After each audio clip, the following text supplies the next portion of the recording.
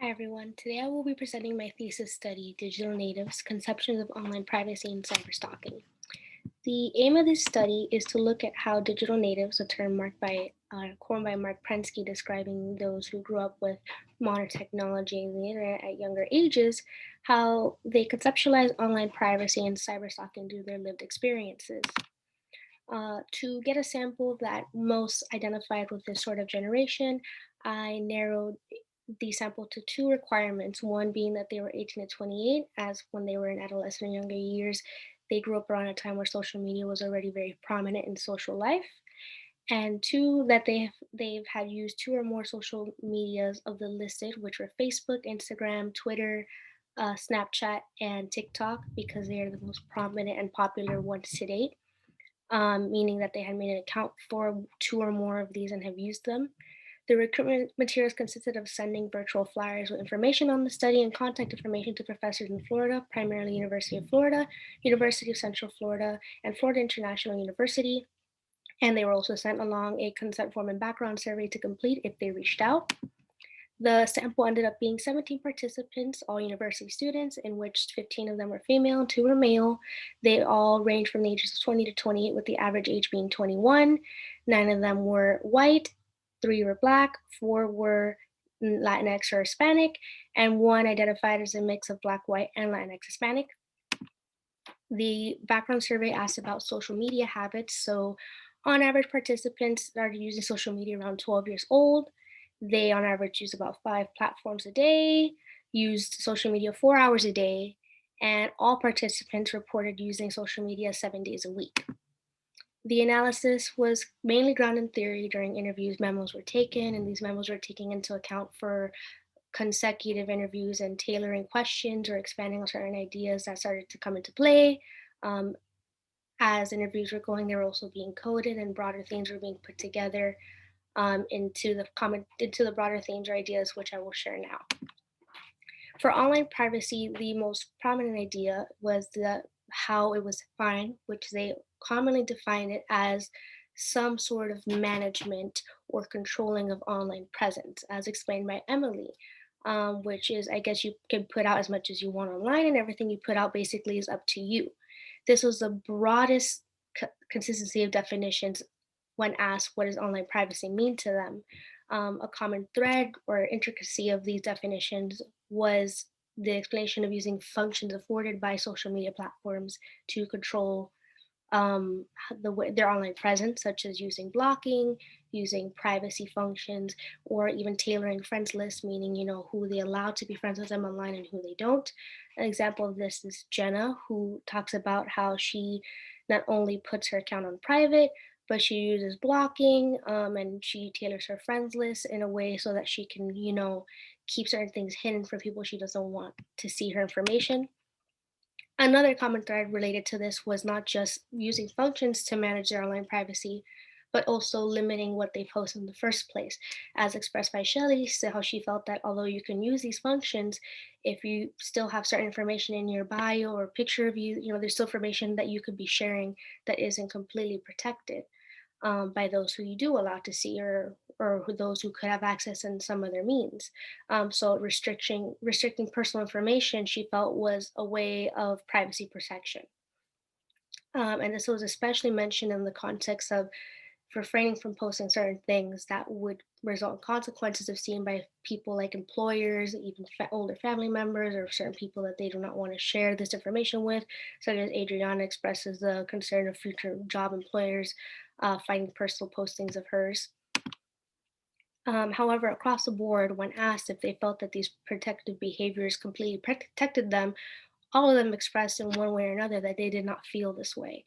As expressed by Chrissy, she says that she doesn't feel that these protective behaviors protect her 100%, because there's several people that she allows to follow online. She can't keep track of all of them and know them all in depth and know what they're doing with her information or how they're looking at it, and especially if they're doing something malicious.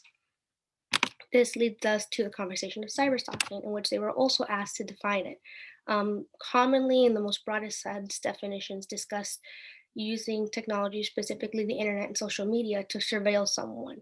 But there were differences in what exactly this was defined, what is surveilling or what behaviors of surveillance they considered. An example of this more overarching idea is shared by Chris, who says, she thinks of people monitoring behaviors or locations or keeping tabs of someone via the internet or social media. One common characteristic among these initial definitions is discussing specifically the pursuit of information that a target may not want to be known, as explained by Mary Ann. I guess using in any form, using the internet to gather information or location or whereabouts of a person that they do not directly want you to have. Um, the second common characteristics of these initial definitions was the idea of having a quality of it being very in depth, meaning it wasn't just simply looking at someone's profile; it was looking deep at old posts, at several, years deep. Sometimes they use the phrase 2 years or several months, etc., to describe this, or use the term going down a rabbit hole, as expressed by Prescott in his initial definition describing cyberstalking. Other words like harassment, obsession, and unhealthiness were described in this manner of how in depth it would have to be considered cyberstalking. Um, Regarding the initial definitions, meaning when the first question asked of this topic was how do you define cyberstalking, these were the commonalities. Only Ryan had initially expressed an idea of cyberstalking having a variation in severity, in which that there is, as he says, it can go from something pretty harmless, like stalking them through Facebook and trying to figure out more of them, to it could go all the way to the point of figuring out their personal information and figuring out where they are in real life and trying to do something to harm them. However, although he was the only one to initially say this when first asked, this was an idea shared across the board from everyone in my sample when they were later asked on this. Specifically, after they were asked to describe behaviors that they felt constituted as cyberstalking, they gave several different examples. And so I asked them, do they feel all these examples are equal in severity, or do they feel that there's some variation? And every single participant said there is a variation of cyberstalking. One exemplification is also from Marianne, who says that I would say if you're spending a lot of time looking at somebody's profile, that's weird, but it's not necessarily dangerous. Now, if you're using somebody's profile to try and find them in real life, then that could be dangerous. And so for the serious cases, there were commonalities in describing what is a serious case. One being related to frequency, as described by Prescott and others before, the idea of, stalking them on a daily basis or doing it in some kind of frequency that is very, it's reaching a certain limit that is acceptable, considered unhealthy behavior and borderline obsession. The other commonality was talking about, as previously expressed, the idea of it leading to in person cyberstalking, in which you're using it to find their location and try to stalk them in real life. Whether it's known to them or not wasn't a specification, it could be either or. As expressed by Emily, she says, like I said, somebody posts a picture, you click the location, you try to figure out where they are at every single picture they post. And if you have an idea where they are, you show up. Then there was on the other spectrum or the other side, less severe cases that they discussed it, in which overall it kind of had this idea of it being a mild form of surveillance. One common characteristic of this was, it was discussed as quiet or lurking, in which the target, didn't know they were being watched. As Chrissy puts it, when you're really interested in someone, you feel strongly about them. She discussed that, you could call it quietly stalking, you're like lurking, because it's not known to them. Specifically, it's not known to them because they find that this version of cyber stalking has to do with doing specific behaviors to avoid it letting be known, as exemplified by Gabby. You make sure you don't like things, meaning you don't like posts because these liking of posts notify them that their post is being seen by you. Um, for example, she talks about when she's handed the phone to friends saying that, don't like this picture so that they don't know that I'm looking through their profile. Another common characteristics of this lower level of cyber stalking was the idea that it has a lack of harm, of malintention. It has some innocence to it, or just simple curiosity.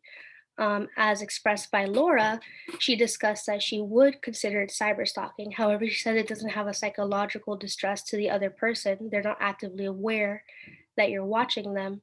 So she finds it to be a lesser degree of cyber stalking. All participants except Casey admitted to doing this lower level of cyber stalking, in which, at one way or another, they had surveilled someone online for the purposes of finding information about them. Although they identified or rationalized it as they didn't have any harm, it was out of curiosity. They never let it be known. They never tried to do anything physical. Different aspects of rationalizing why they were surveilling them, all in all, considering it less degree in the sense of the cases in which they did it. Um, and not only this, but they discussed it as something they felt was commonly done to the point that it's almost accepted. For example, Emily discusses, yeah, I feel in everyday conversations, people in my generation or cohort will go through friend groups saying that they stalk someone and they'll admit it and discuss it as a normal conversation. However, although they find this to be common practice, they only admit sharing it with friends or people that they trust. They wouldn't admit it to the person they're surveilling, and they wouldn't admit it to someone else that they're not comfortable with. Um, so, for example, Adriana talks about, it depends on the acceptable, unacceptableness depends on the person. There's maybe she wouldn't share about if she was doing it with a coworker, for example, because she finds that there's this kind of inherent rule that you're not supposed to interact with old posts, that you're supposed to interact with more contemporary content of someone's profile. So that there still is this unacceptableness enough that they label it as cyber stalking and they avoid letting it be known they're doing it, but acceptable enough that they feel that most people within their age groups do this kind of behavior. Um, when asked to decipher what the differentiation, where the cutting point is between something severe and something less severe, it becomes kind of gray. There's consistency in the sense that, for example, they discuss intentions as being an indicator. Um, but even perceptions is also another thing that they ended up bringing up, discussing that, well, perceptions matter, meaning that, what I might find to be cyber stalking that's mild might be serious for someone else, or vice versa. Something that I might find serious, someone else may not, as expressed by Casey. She said, I don't know, it feels like anything. It really varies from person to person. Like for some people, let's say this is like one that's super common, as discussed before. Oh, this person is dating someone and they want to look up their ex. Um, she says that she finds it weird, but for some, that's normal. So there's this vagueness. At what point does it become a serious case? And what point is it a less severe case, an acceptable case of cyber stalking? And another example of this in a more severe sense is that Olivia discussed that she, along with friends when she was in high school in her home country, admitted to stalking using online information of stalking someone in order to physically find them and stalk them in person with them. She rationalized it as not being very harmful because she never actually interacted with the person. She never tried to harm them. It didn't have malintention. She just wanted to be able to be around the person that she was interested in looking over. Um, but this was something discussed as, as a severe case from others, in which that making it to the point that you're physically in their location using this information to physically find them is considered severe. So overall, we see that they kind of have ideas as to what is a very severe case, or what can be very severe and what can be less severe and more acceptable, but the boundary in which this crosses over is very vague. They have kind of ideas of how they decipher it, but they know that it can also be based on perception, meaning their own ideologies of it is not going to be the same as someone else's entirely. So the main conversation or the main discussion of this is, one, how do these topics align? So they discuss that they do these behaviors to protect themselves online, and they know that they're not being fully 100% protected because they know other people can look at their profiles through either other people's, through access from other people that are friends with them, or, sharing screenshots. Somewhere or another, people that they don't allow to see their profiles, they know they could find it if they wanted to. And they also admit to doing this themselves when they're doing this minor version of cyber stalking. Um, to what extent does this reflect the greater population of youth? We don't know. This is obviously a small sample, and I can't really say that this is a commonality among everyone of this age group, but from the people in my sample, they found this to be a common idea. And then furthermore, just understand the very important is, how can we further idealize or study this gray area between the two? How can we study at what point or how people rationalize something to be a serious case of cyberstalking or a less severe case, specifically in rationalizing their own behaviors, and how learning this can help with educational interventions or educational initiatives, teaching younger generations that are starting to use social media not only how to make their own boundaries, but how to respect other people's boundaries online. But yes, that's the overall message of or what I've found so far in this analysis. And thank you all very much for watching.